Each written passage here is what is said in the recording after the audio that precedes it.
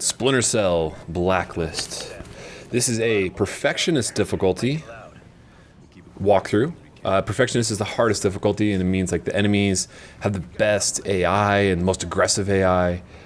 This is also a ghost walkthrough, and a non-lethal walkthrough, and an undetected walkthrough, and a ghost gold walkthrough. So basically, this is as hard as it gets. So I'm glad I started off this video with that 2x stealth knockout. So undetected and non-lethal does not mean that I'm going to skip knocking out every single enemy. All it means is that I'm going to skip as many enemies as humanly possible, because that's actually how you get the highest score. Like if you want to be first in the world on leaderboards, which I actually am on the second video,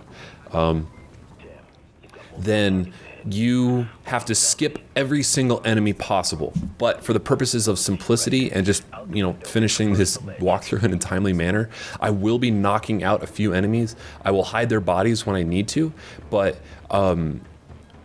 getting a ghost gold medal, going undetected, and going non-lethal does not mean not using sleeping gas every once in a while, not using sticky shockers every once in a while. But I'm going to do my best to just skip everything possible. But sometimes it's like I'm just banging my head against the wall and I just want to finish the level, and I'm just making it unnecessarily difficult for myself. So this is the first mission. This is Safehouse. Oh, I should also say, so I've completed the game once already. Oh, and as you can see here on Perfectionist difficulty, thermal vision does not work through walls. So that huge advantage that the thermal goggles gave you on the lower difficulties is dramatically cut down right now. Oh, okay, so another thing before I get into the equipment, you can see right there, there are two crouch walking speeds. Well, there's three crouch walking speeds. There's, if you just hold the joystick all the way forward, that's what I'm doing right there. If you kind of hold it halfway, they basically will not hear you if you're walking directly behind them. And then if you hold A, you can actually sprint walk while crouch walking, and you have to have a decent amount of distance between yourself and the enemies to pull that off. So the reason I was talking about stealth knockouts still count as undetected is because there are some situations like that right there where I just cannot find a way to get through it. Like there's three dudes in the same room as my target, and as many sticky noisemakers as I tried to use to get through that section without getting detected, I just could not do it and stay completely stealth. So, I mean, maybe someone will find some weird, obscure way of doing it, but I just could not. So anyway, I've already completed the game once on normal difficulty. I've unlocked all of the plane upgrades. I've also unlocked every suit upgrade to make my character as stealthy as possible, or to make Sam Fisher as stealthy as possible. Oh, so I love this part. So one of the preview videos I posted a while ago for this video, like, you're supposed to jump on that guy, right? But if you're trying to get the highest score, you want to leave him completely untouched. So you can actually let him go on his little merry way, and then hit B to not directly drop on him and knock him out, but you can skip him entirely. So if you want that little bit score boost, do that.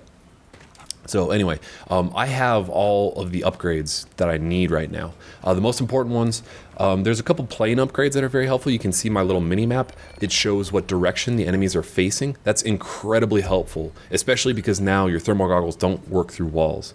What other upgrades through the plane? I don't even remember what other plane upgrades there were. But getting all the plane upgrades gets you a nice little score multiplier bonus, so you get a ton more money after every mission. And like I said before, I have all the upgrades for making Sam as stealthy as possible, and also having all the upgrades for the crossbow is extremely helpful. Getting the sticky shocker and the sleeping gas and the sticky noisemaker and the EMP chaff, all those different things are crazy helpful, especially on this difficulty. Yeah. So if you're going for this ghost gold, you're gonna have to be very patient. Like this game is as difficult as I was expecting it to be from the little preview event that I went out to, and it's pretty goddamn fun. Like, it's got a really good challenge, and it's not forcing you to kill constantly like Conviction did.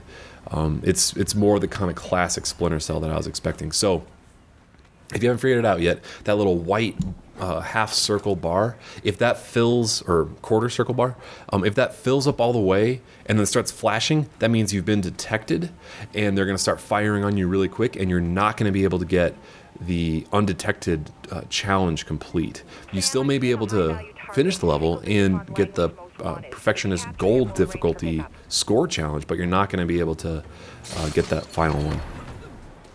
Ooh. So yeah, he got the full bar there. I accidentally jumped through that window. What I should have done is restarted from checkpoint right there. So what you can do is if you get spotted, just hitting start and then restart from checkpoint is a really good, like a really quick way to, just retry a section without wasting a ton of time, and you can still get that stealth challenge. Now, one thing that I don't like about this game, especially for this Undetected challenge, is that the game doesn't tell you, even at the score screen, even after the post-game report, I think is what they call it, they don't tell you if you got the non-lethal or the Undetected challenge completed. The only way to know if you do that is to go back to the SMI and then re-choose that level that you're on, and then scroll over to that little list of challenges where they will tell you if you completed the challenge. And it's yeah, like that's not good design in my opinion. Like, if they're going to give you those challenges, they need to do a better job of even telling you after the end of the game whether or not you completed it, or like, even more importantly, they need to make it a little bit more clear in game if you completed the challenge. Like, I would absolutely, it would be so helpful if I could just hit start right now and there was just a list of all the challenges that I could still do for this mission, and it just told me, oh, you failed that challenge. Restart from the beginning if you want to do it, or restart from checkpoint and see if it kind of reverts.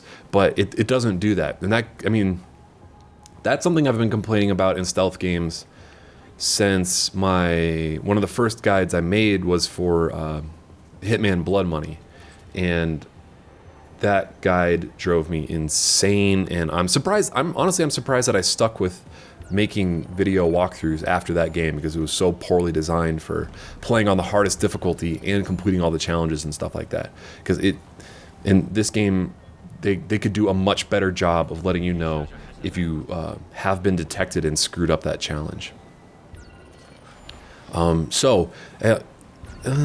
Watching this video again, I knock out a ton of guys on this level, and I think I could have done a better job. The second and the third levels, I do a much better job of skipping enemies and just avoiding conflict as much as possible. Oh, so this is actually a really helpful tip for getting through this. Guard dogs are the worst. They have the best AI basically of anything, like the most annoying AI of anything in the game. But using sleeping gas on a dog, if a patrolling enemy finds that sleeping dog, that does not alert them. Whereas if you use sleeping gas on a human, or a sticky shock or something like that on a human, and then another patrolling guard finds that passed out human, that will not set off the alarms, but that will alert them and disqualify you from getting that Undetected challenge. That I know for a fact. But again, the sleeping dogs does not. So feel free to use sleeping gas on dogs as often as you need to. It's super helpful. And I would imagine sticky shockers would work too. But yeah.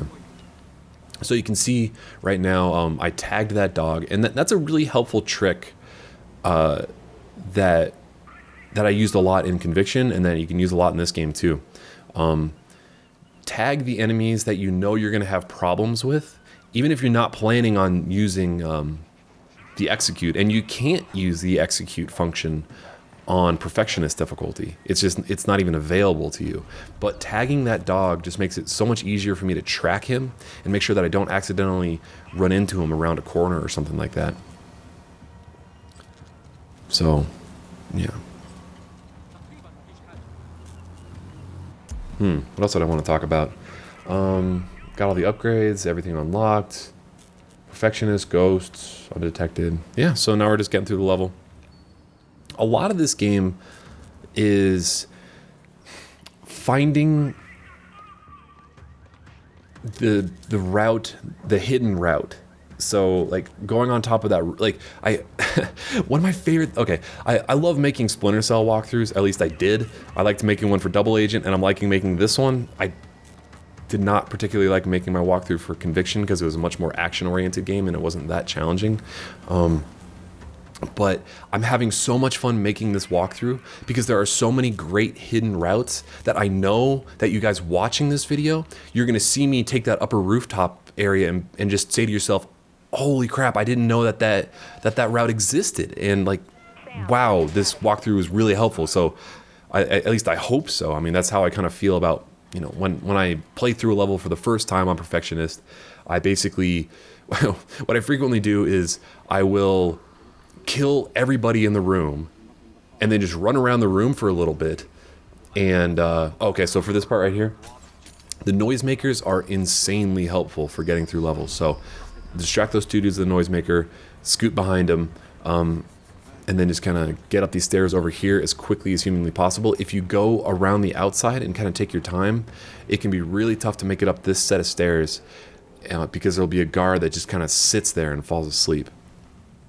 But anyway, one of my favorite things about making this walkthrough is I just know I can find so many crazy little tricks that, like this right here, I love this. Okay, so this is one of the trickiest parts to get the 3 knockouts, and it might take you 5 or 6 tries to knock out all 3 guys without setting off the alarm. So if you notice, there's a little gap above this door right here, and you can throw a sleeping grenade. And the trickiest guy to get is the guy in the back left corner.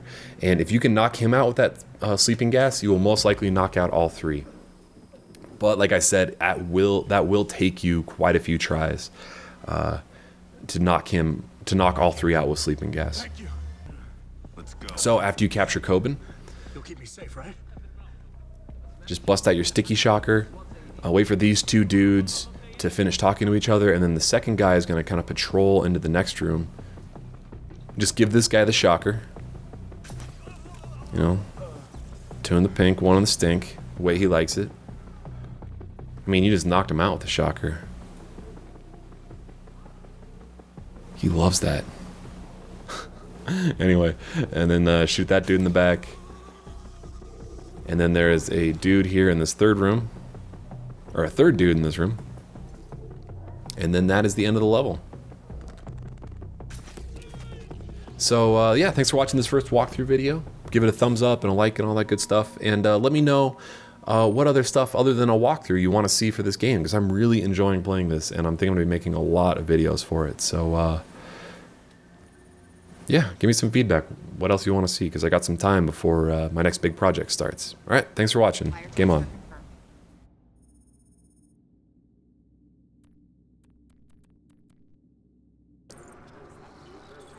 Here's what I want before I talk. Immunity and protection. From the engineers and from your people. Our people have no